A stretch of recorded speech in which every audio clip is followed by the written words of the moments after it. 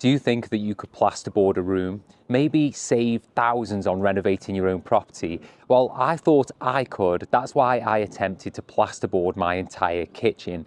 In this video, you're going to see my journey of plasterboarding my kitchen from start to finish.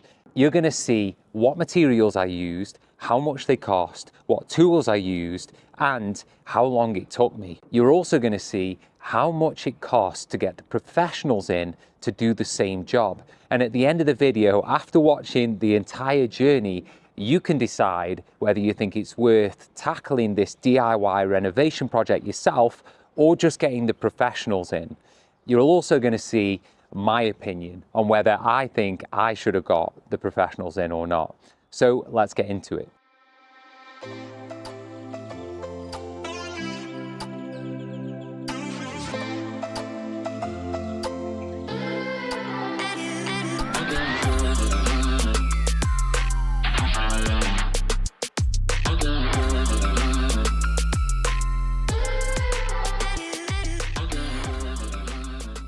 This is the first day of doing the plasterboard in the kitchen. So as you can see behind me, it's just brick walls in here. Chimney breast, obviously we're living in here, so we've got some food and some things that need moving out of the way, but none of the walls in this kitchen have got any plasterboard on it. And like I said, today is the first day. As you can see, it's already been battened. That's because I'm going to be screwing the plasterboard in place. But everywhere else in the room is going to be dot and dab. I've got the plasterboards behind me, as you can see. I've got a load of bags of adhesive right there, and I'm just going to start sticking them to the wall.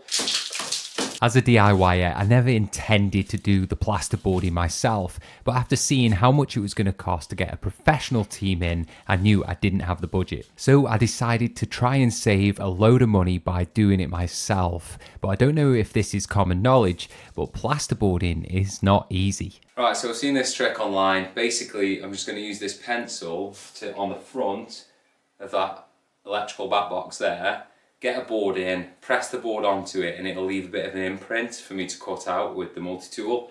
So let's see how it goes.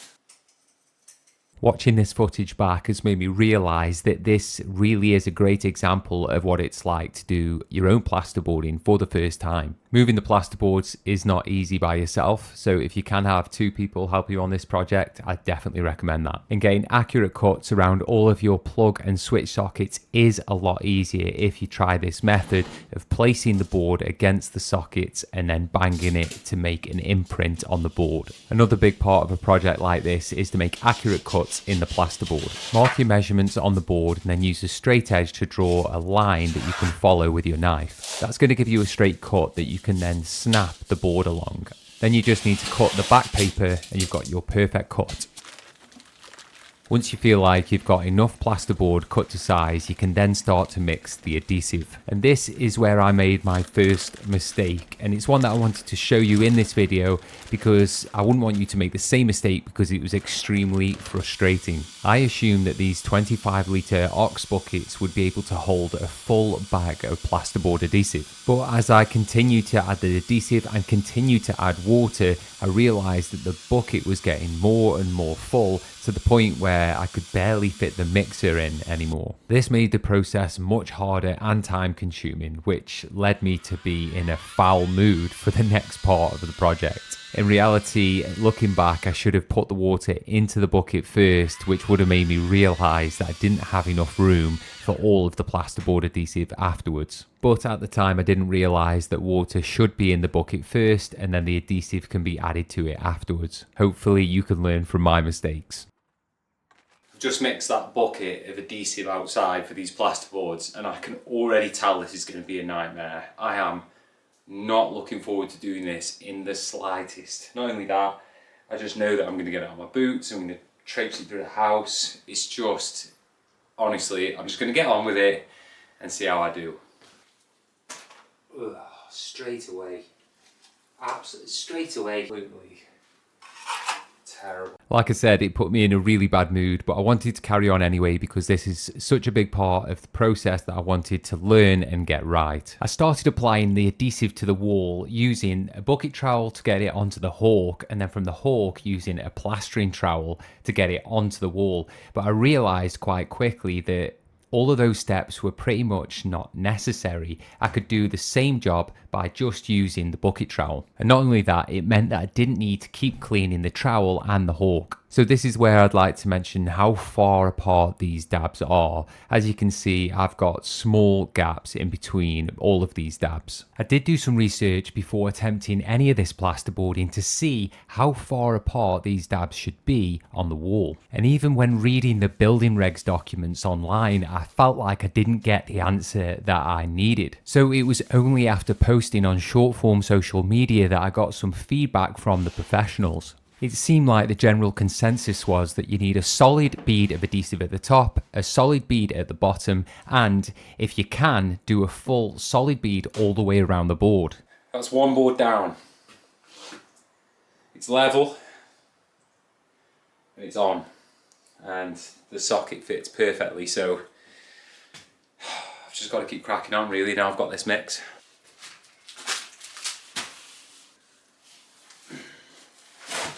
Oh, I'll tell you what guys, plasterboarding is not fun. It's taken me 2 hours to make the mix, well, get set up, put all my sheets down, get all my tools out, make the mix, come inside, get it all on the wall, level it all up and clean the buckets off. So that's not too bad. I'm not doing any more today because I've got other things that I need to get on with, some like actual work so I can pay the bills. But basically, this is how far I've got, and that's day one. That's day one finished. I've already got that middle bit cut and ready to go in. So next time I make a mix, I can just place that straight in, put another little strip at the top, just up there, just like I've done on this side because the boards aren't long enough. And then I'm basically just going to slowly, very slowly work my way around the room. If it's taken me 2 hours to do 2 boards, basically, I've got something like 20 boards, so that's 20 hours. So there's a few days of work in this for me. How long it's going to take I really don't know, but I'm just going to chip away at it. Just like any project, if you just chip away and just do little bit by little bit, you'll eventually get it finished. And one day you'll be stood back thinking, how did I do all of that? Well, just by doing a little bit every time. Right, since making the last video, this is day 2 by the way, I've learned a few things about dotting and dabbing, and it just so happened that I went to do a job with a friend of mine, and there was a plasterer there, and he happened to be dotting and dabbing at the same time. All I had to do was watch him for about 10 minutes. His name's Josh, I don't know if he's ever going to watch this, but basically he's using the bucket trowel to scoop straight out of the tub and then apply straight to the wall with the bucket trowel. I was using the bucket trowel to put on a hawk and then a hawk to a trowel, and it's just using way too many different tools which they all get caked up in this adhesive anyway because it's not very nice stuff. And essentially it's just going to make the whole process a lot quicker.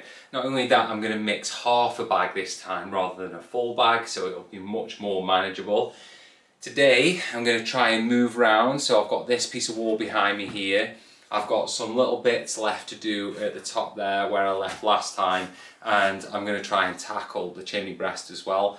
Not the internal, that's for a different day. But let's get to it. So I'm still following the socket trick where I bang the board against the sockets and it's working perfectly. But one thing I haven't mentioned yet in this video is how I'm spacing the board away from the floor. Again, I never actually saw any recommendations online about how high the spacing needs to be. So I just used offcuts of plasterboard to space that board the same distance for every single board around the room. I actually think the space at the bottom of the board is to stop any moisture tracking up through the board if for some reason the floor gets wet. And another potential reason, but I don't know for sure, is that if you do space the board away from the floor, then you can make sure that it's level as well. If the floor is not level, then the board wouldn't be level, and if this is a long run of plasterboard, it would have an impact on how the board sat against the wall, and if the last one would fit into the corner of the room. It was my intention to save thousands of pounds by doing this myself, But it was only after starting I realized just how long this was going to take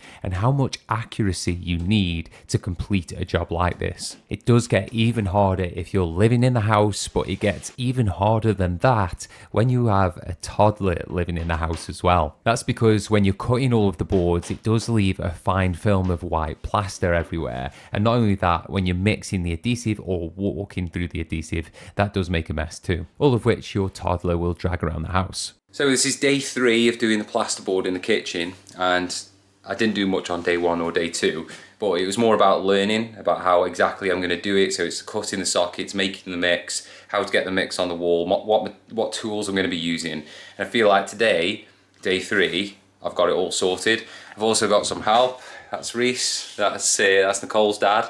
And we're just going to get these plasterboards on, work together as a team. These boards are quite heavy, so we're just going to get them on the wall and just basically make them look great. So let's get to it. So here, Reese and I are checking to make sure that this plasterboard does fit now that the socket holes have been cut. I would say that's an essential part before you start making the mix for the adhesive, because once it's made, it's going to start going off and you don't want to be adjusting your boards after the mix has been made. And as you can see here, I'm applying lots of adhesive around the plug sockets. This is a recommendation by pretty much everybody that I've ever seen doing plasterboarding. I think this is done for 2 reasons. One is airflow, to stop air flowing through the back box into the room, and the other is to give it some strength and rigidity around those open areas. Because I plan to use this alcove for a built-in butler's pantry when it's all finished, I want to make sure that these boards are perfectly plumb and flat.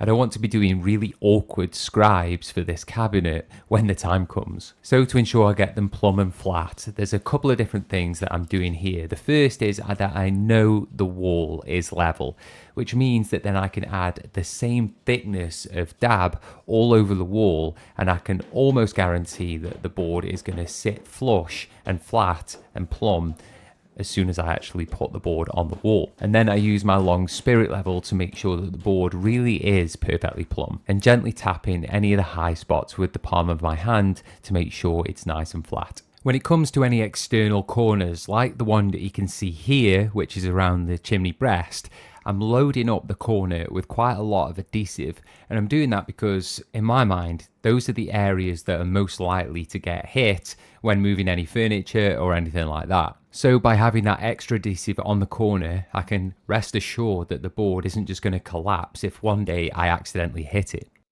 We're about halfway through the day, probably about 1:30. I don't know, what is the time? No, it's 2 o'clock. 2 o'clock.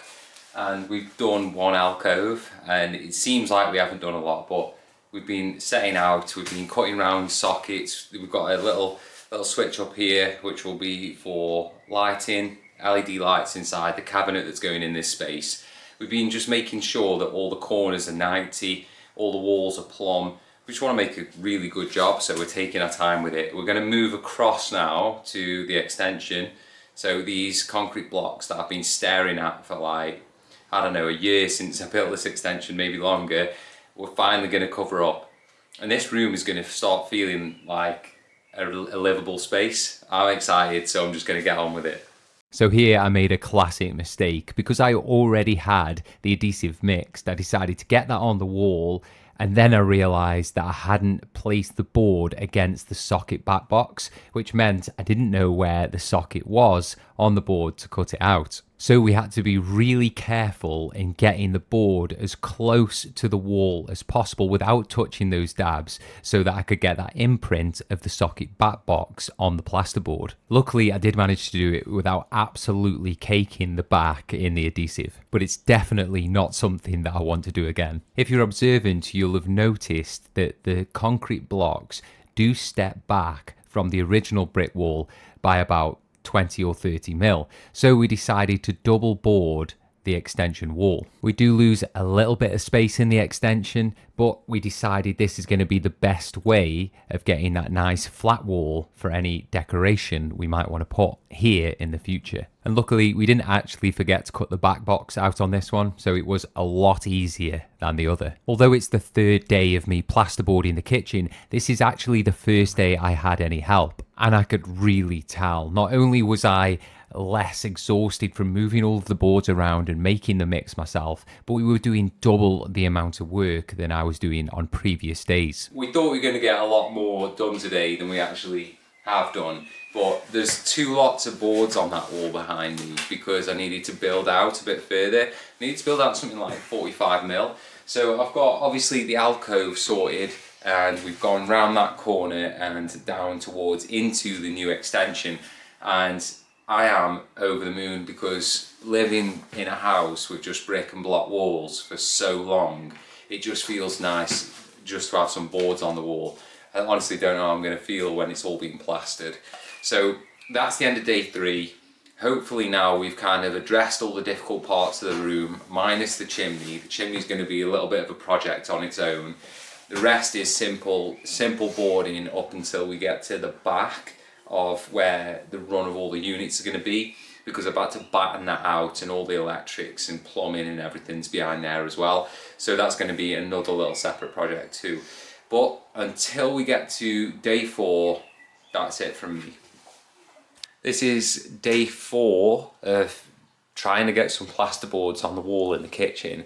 And this is the part that no one seems to show when they're doing a house renovation. It all seems so glamorous on YouTube and Instagram, but actually it's moving everything that you've been using out of the way before you can even start a project.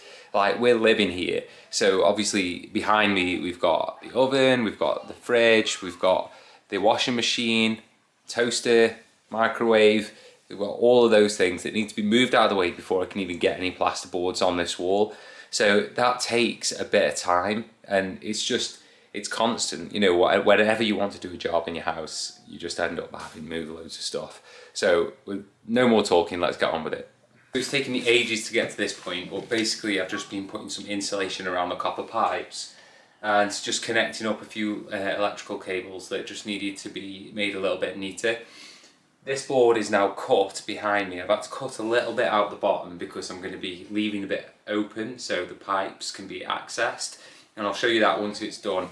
So I'm going to get this in and I'm going to try and screw it onto the battens as well at the same time. Not an easy job. Not an easy job at all. But we'll give it a go. I mean, first of all, we've got to see if it fits. That's a big part of this. Like at the top, we've got a cable in the way.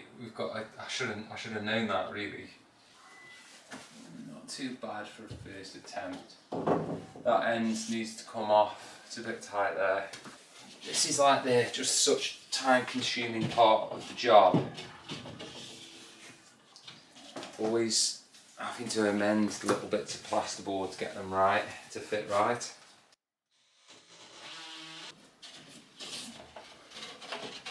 Problem is we need more of a lip here.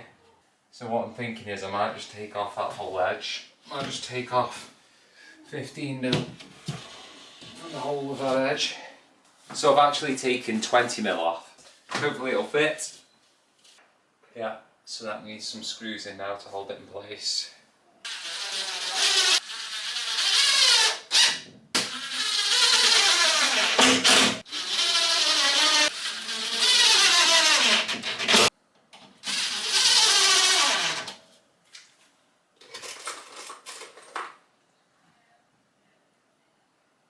Oh wait,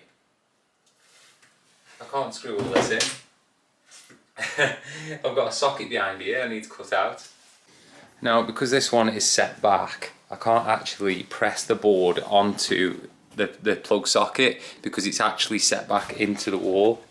See, it's not actually quite level with the front, which means that I'm going to have to measure off a line. So I've just had the board on, I've put some screws in place and I've got this line here, so I'm going to measure across and try and get it lined up.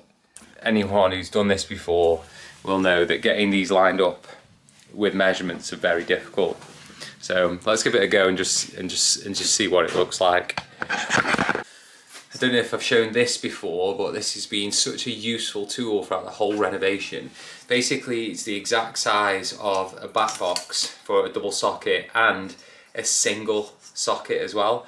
It's got a little spirit level in the bottom This is next to nothing on Amazon, and it just basically helps you get the perfect size and level back boxes. Great little tool.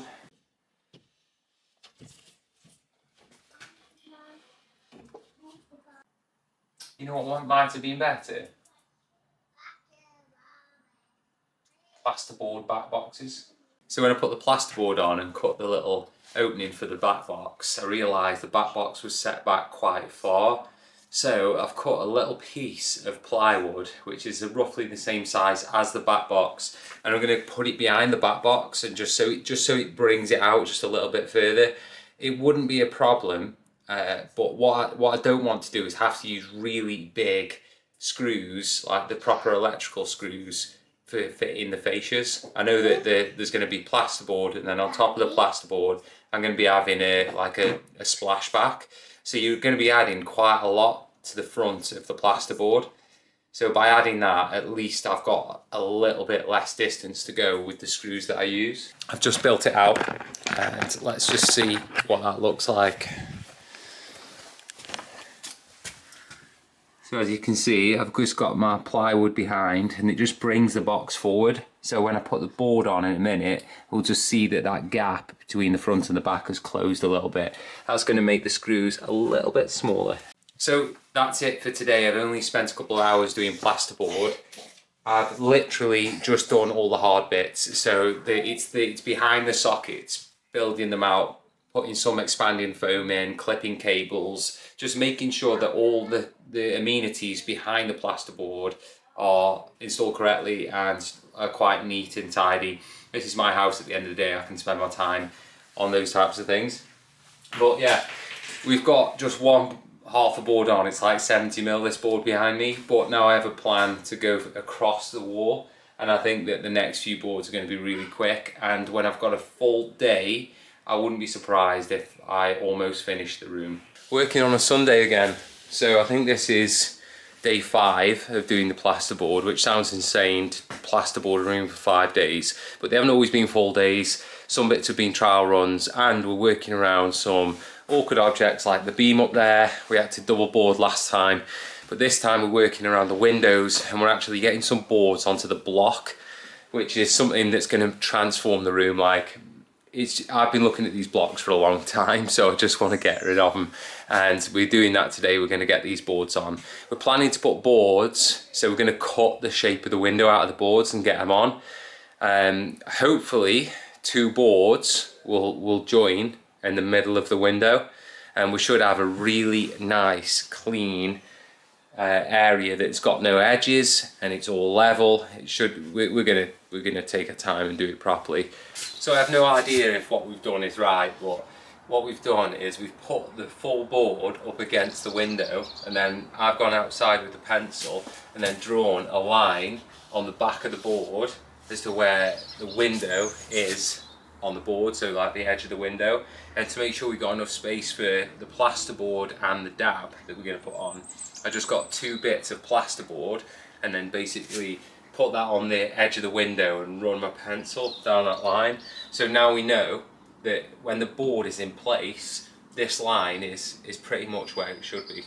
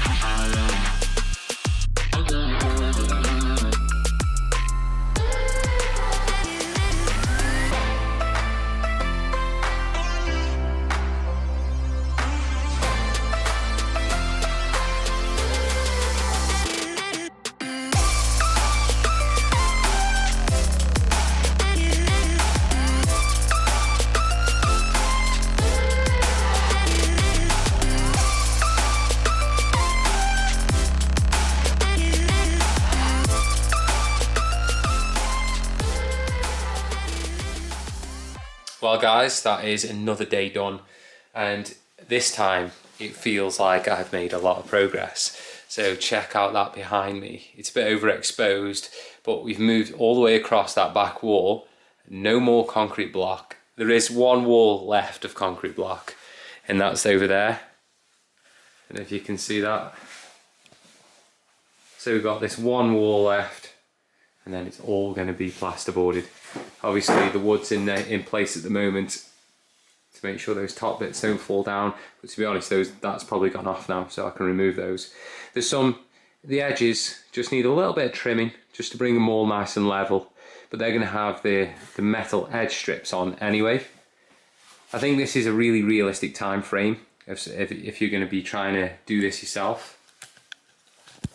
So obviously I've done just a tiny bit of plasterboarding before, so like in the office upstairs, I think it was like 2 boards across by 1.5 boards, so it's a really small box room, and that was a really good place for me to start plasterboarding and getting used to mixing adhesive. But in here it's a completely different proposition. We've got much bigger walls, we've got windows, doors to work around, and all of that adds another element to your plasterboarding that you basically just need to practice. So all said and done, it's going pretty well, and the more we do, the better we get. And I say we because my girlfriend's dad, Reese, has been helping out. This really is the last wall and some on the ceiling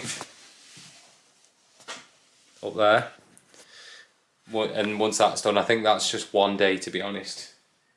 Yeah, I think that's just one more day of plasterboarding, and I'll finally have a kitchen I can put some plaster on. Amazing. And I'll see you on my next attempt. Another day on plasterboarding, and we're going to tackle the roof of the extension today. And it's not an easy job, obviously, getting the boards up there on an angle, screwing it in the right places. It's not going to be easy, but we're just going to give it a go, keep just chipping away at it. We're going to have a go at this bit first, which is the stud work that I've made to create a little bit of a ceiling, which is where I'm going to hang pendant lights off. It's all part of the design of the kitchen, and it'll all become clear once it's actually done. So I'm going to crack on and hopefully get some good work done today and basically fill in this area here. You can see above me that this is the exterior wall of the house. So I'm going to get some plasterboard on that, and I'm going to be using dot and dab up there, and I'm going to come straight over the top of the fireboard, which is around the beam. So yeah, it's going to be a busy day working on the ladder, and we'll just get going with it, eh? I am particularly happy with how this part of the plasterboarding turned out. As you can see, I made some bespoke stud work in the ceiling to create what would be a fake ceiling. The ambition here was to make it look like the ceiling flowed through from under the bay window right through onto the extension roof. This will be right above where our dining table is, and I want a pendant light hanging down from this ceiling, and I also know it's going to be quite a visible element of the roof, so I was highly invested in getting this bang on. After using a hole saw, I was easily able to pull the lighting cable through, which I was grateful that I didn't hit with a hole saw. I knew that cladding the pitch of the roof was going to bring its own challenges. This roof has 50mm insulation covering all of the rafters, which does mean that none of the rafters are visible, which makes screwing into them a little bit harder. But because I remember building this roof at 400 centres, we only had to find one, and then screwing into the rest was pretty easy. I haven't really recorded much footage because this bit of the build, the plasterboard in the ceiling, is just awkward, and it's really difficult to get those angles as well. But as you can see behind me, it's been successful. So that was the original bit, and that was the stud work from earlier, and we've put in that piece, and it just looks amazing, just like the beam is just sat underneath the ceiling, and that's the exact thing I was looking for, because we're going to paint this beam. And then obviously above me and around the window has been done. It's a bit overexposed, so you might not be able to see that very well. We've also got some board on the exterior wall of the house, or the original exterior wall of the house. We've got the lighting cable coming through. The last bit left is literally just this back wall, and that will probably be done another day now, so just giving it a rest for today. And that'll be, I think, 5 days. Can't believe it, 5 days of doing plasterboard. I at first thought this was going to take just 1 or 2 days. I was very, very wrong. Anyway, until next time. This is literally the hardest plasterboard in the kitchen, and it's going to go right there. So as you'll see, if I show you, there is a lot. There's a double plug socket there. There's a pipe just there that I've got to go around. There's the connection box for the island electrics, and there's that there which will eventually be a switch for power for an extractor fan. So there's a lot to go around. There's also this lighting cable here. I'll have to drill that hole in afterwards, and I've got to make it fit in this space and around those boards too. I've just spent a lot of time measuring it out, and I've done my cuts into the board, and hopefully they now align with the back boxes that are on the wall. Let's see if that happens.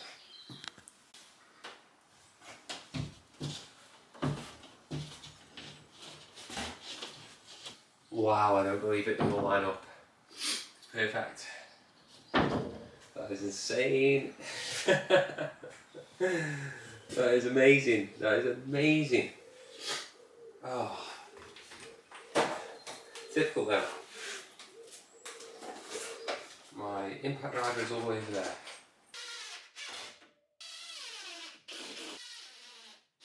So the board behind me is going to be a little bit tricky too, because I've got to come off this batten here and then come across the gap here, and I'm going to dab onto here. So there's going to be two forms of fixing. I'm going to screw that side, and then I'm going to dab this side.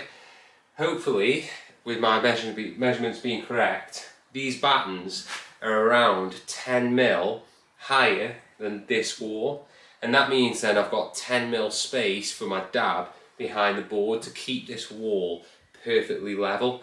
There's only one way of knowing, and that's by doing it.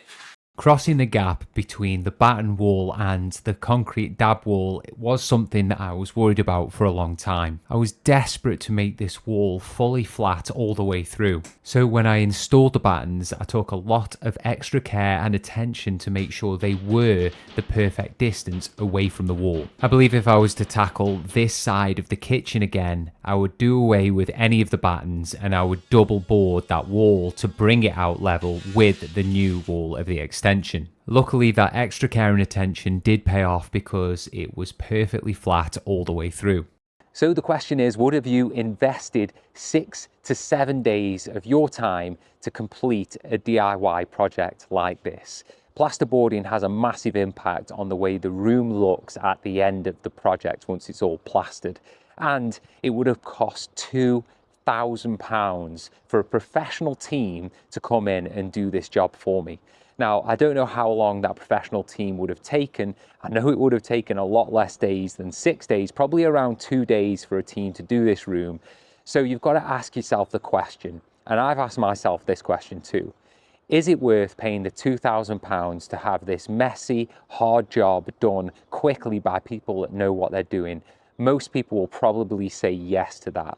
For myself, I didn't have £2,000 in the bank to pay a team, and I do like a challenge, so I attempted it myself. It was one of the hardest DIY projects I've ever undertaken. I'll hold my hands up to that.